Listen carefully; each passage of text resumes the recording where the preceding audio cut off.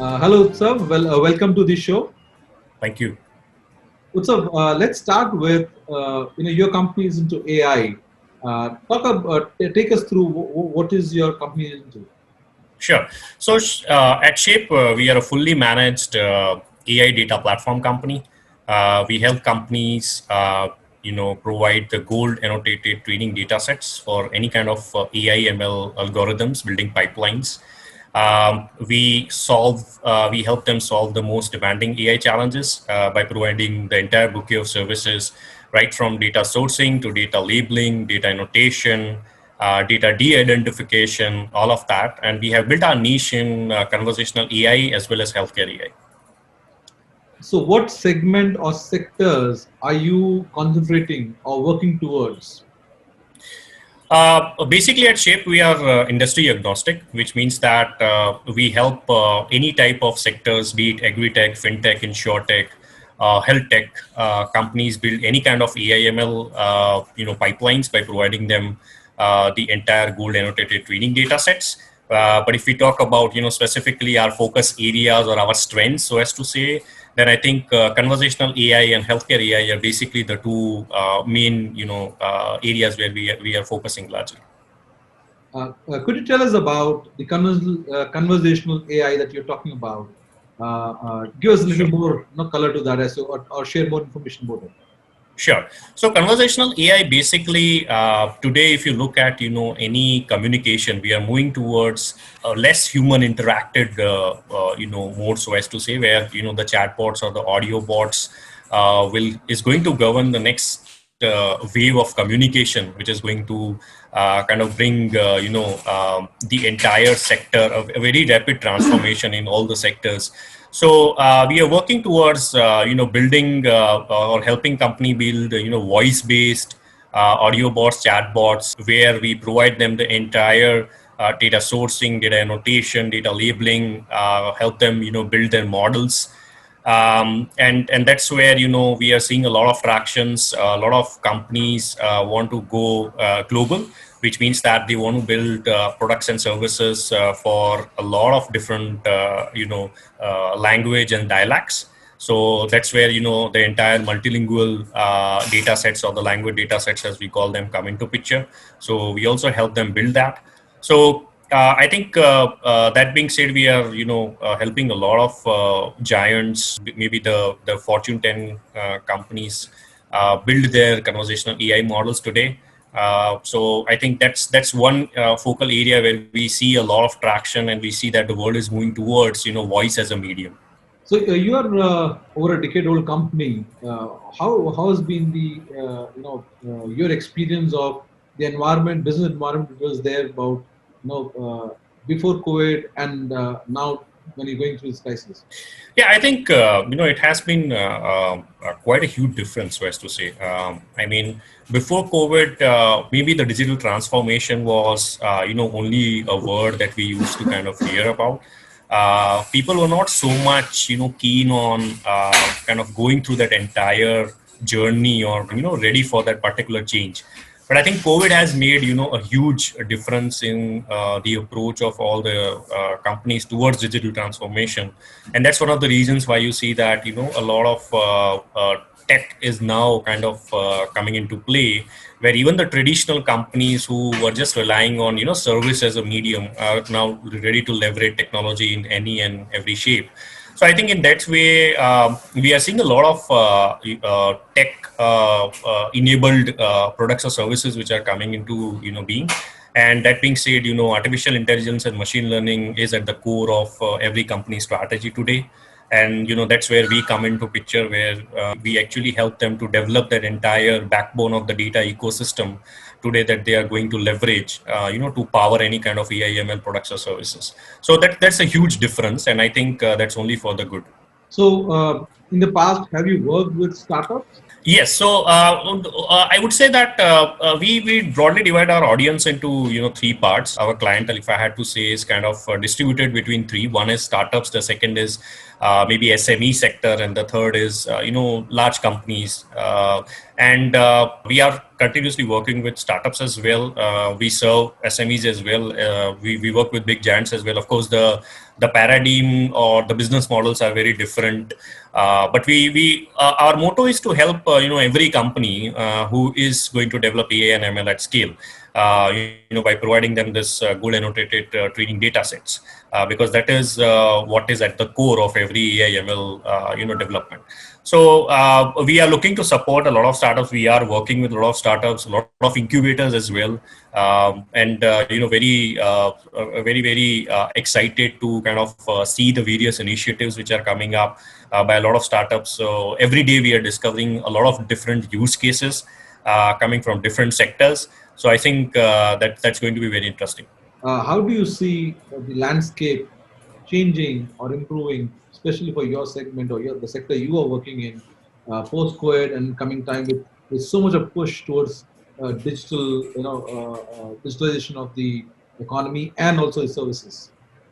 Yeah, I think we see a lot of opportunities. We think that the next 5 years should be very interesting, and we are greatly poised because of the experience and the expertise that we have built for all these years. We have put a lot of efforts in our R&D. We have had opportunity to work with a lot of Fortune 10 companies. So I think we have built, good credentials, and now we are looking at, solving use cases at scale for a territory like India, where you see, different people solving or approaching a problem very differently.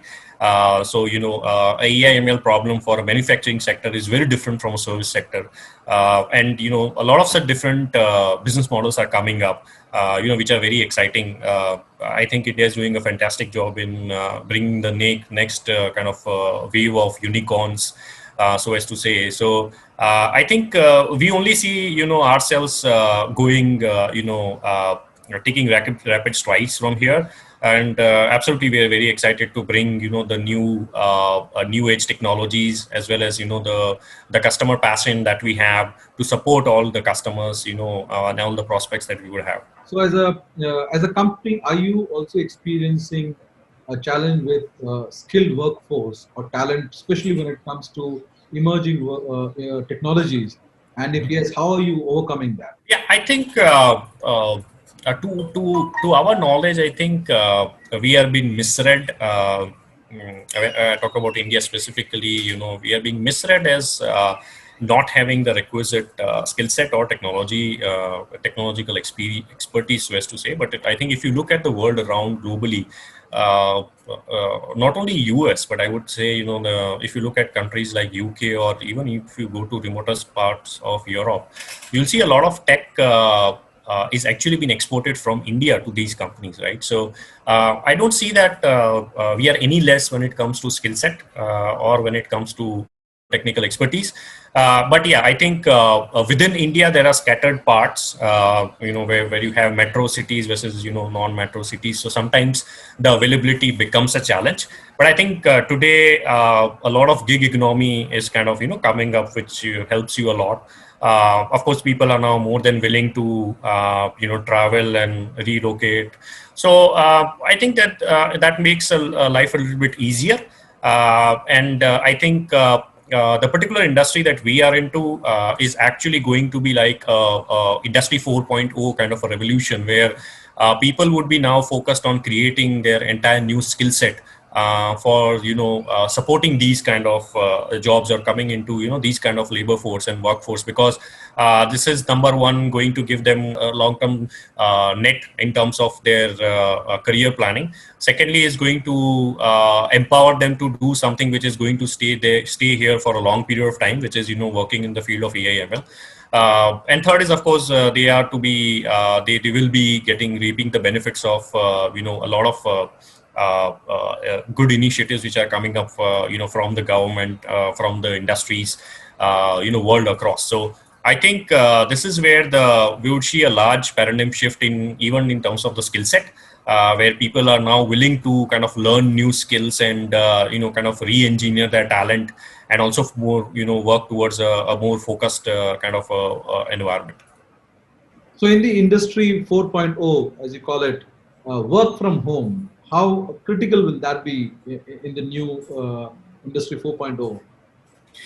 Yeah, I think, see, absolutely. I think for us as a company, it has been a kind of a blessing. But the reason I say a blessing is back because we have been able to kind of see uptick in the terms of productivity. We have been able to see uptick in terms of the satisfaction among employees for the time that they get with their families now. And there are no complaints with regard to missing our targets or underperforming and things like that. So absolutely, I think it has been kind of a very good ride for us, so as to say. Of course, I understand that there are a few things where you absolutely need to the groups to work together or the teams to come together and do brainstorming when it comes to a lot of important decisions. So it's good always to have those things in place. But I think we can maintain equilibrium when it comes to doing that. So today also in terms of economies of scale as well, we can have employees, say 10 or 20% of the workforce coming from coming to office the way they want, and the rest of the people still working from home and deliver the way we are delivering. So in fact, we have seen stretched goals being achieved, so as to say, during this COVID times. And I think absolutely, we are very proud of the team that we have, and we do believe that these kind of perks or incentives should continue even for times to come. So, from your experience, especially when it comes to work from home, are you seeing a surge in women, taking to this, and especially for women who are trying to restart their careers, the second innings to call it? No, absolutely. I think even us as a company, we have decided that at least 30% of our workforce should consist of women employees, women leaders. And we are working towards that. The type of the industry we are into, there is a lot of potential for even the women, labor force or women force to come in and perform and rise. So we started our journey as a transcription company where we have our production heads, or we have our different departmental heads as women who are leading them and steering them for last 14 years. So we don't see a reason why that should not continue. I think it's a very good opportunity to kind of reskill and re-engineer their talent and kind of steer it in the right direction. And I absolutely feel that this field that we are into is something which is absolutely going to kind of empower them. Thank you, sir. And we hope summer 2077 sees more women, not just in tech, but also across the Indian economy, and helps towards building India to the $5 trillion economy that we are aiming to. So for a company like yours, what does it mean to be part of NASTech 2020? Yeah, I think NASTech is beautiful medium to connect to a lot of audiences in India, outside India. We see that a lot of people today talk about artificial intelligence and machine learning, but we are still to kind of discover or take it to the next level or its peak. Where we have services or products which enabled those kind of AI ML companies to grow and grow at scale. So I think this is a very good medium where we can interact with people, we can showcase our products or services, and India being a diverse country, you can say that today every 30 kilometers the language or the dialect changes, right? So we are also looking at a lot of multilingual products and services companies who are looking at kind of growing at scale very rapidly. So interacting with them is going to be fun, and of course to know more about the different use cases which are coming up from different industries today. When you are on a NASTech platform, the beauty is that you get to interact with communities coming from manufacturing sector or different service sectors, a combination of both startups or SMEs, all of that. So I think this is going to be very, very interesting for us. Thank you very much for joining us. Absolutely, thank you so much, and happy New Year to all the viewers.